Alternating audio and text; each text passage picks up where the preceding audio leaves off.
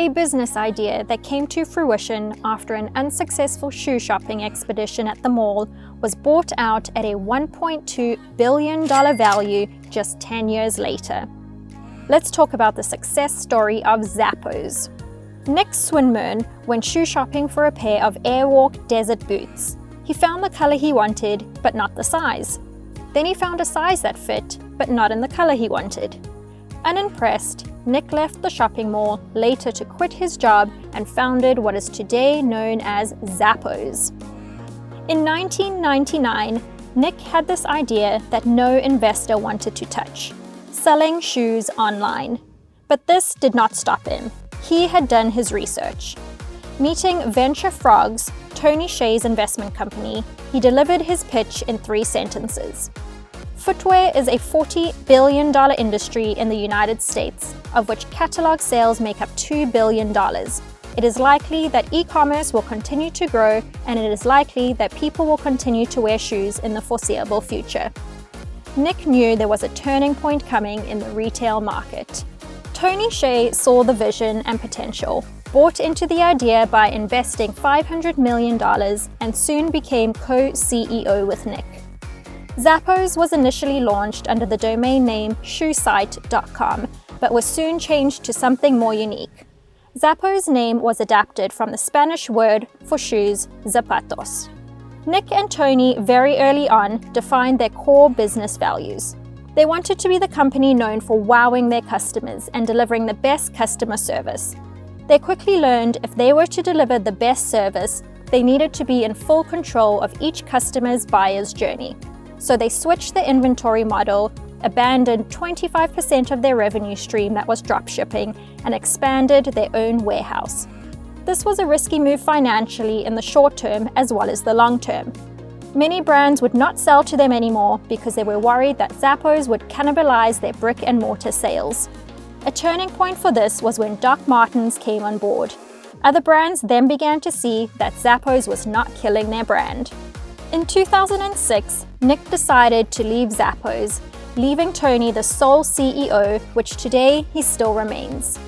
A few years later, in 2009, Amazon acquired Zappos in an agreement worth $1.2 billion at closing. At this time, this acquisition was one of the biggest in retail history, leading Zappos to be one of the biggest companies in the world. Part of the agreement was that Amazon would maintain a hands-off approach and allow Zappos to run the way it always had, with a unique company culture full of fun and weirdness. Zappos was, and today still, is no ordinary business. They weren't just in the business of selling shoes. They were in the business of delivering happiness and exceptional service, and just happened to sell shoes. They raised the bar for customer service and taught customers to demand better satisfaction at the same time. One of the ways they have offered the best customer experience is by never charging for shipping. Someone could buy 10 pairs of shoes, try them all on at home, see if they work with their outfits or not, and return any of them without paying a single cent for shipping. They actually made a loss by offering free shipping, but no one else was doing this at the time. They chose the option to rather invest in things that improved the customer experience rather than use those funds for marketing. To them, they were investing in what really matters in delivering their core business principles. So customer service was the emphasis of their business, but their number one priority was their company culture. Hiring the right people is the main path to success. By creating and maintaining the culture of the company, the rest will be a natural byproduct. Zappos hired those who were passionate about what Zappos stood for: service. They didn't care if these individuals were passionate about shoes or not. Once recruited, no matter their role, every single new hire went for the same 4-week training. Towards the end of this training, new hires were even offered a payment to leave the company. This weeded out those who really weren't invested in the job, company, or what it stood for. A large part of this training was on the customer service side of things. Zappos focused on customer service through direct calls, which is often overlooked.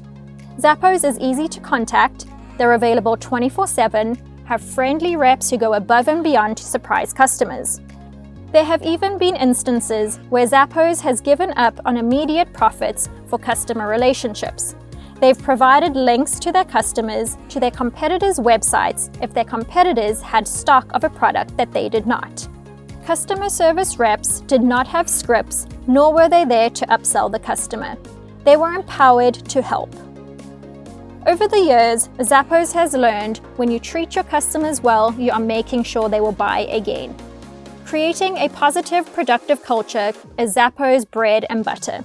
They identified their core values, hired by them, onboarded team members by them, and truly live by them. From there, a business is a long-term path to success, profit, and growth. A little over 20 years ago, ShoeSite.com was a small online retailer that sold only shoes. Today, now known as Zappos, they sell shoes as well as clothing, handbags, accessories, and more. That more is providing the very best customer service, customer experience, and company culture. Zappos has built their success on these foundations. So what core principles do you and your company stand for?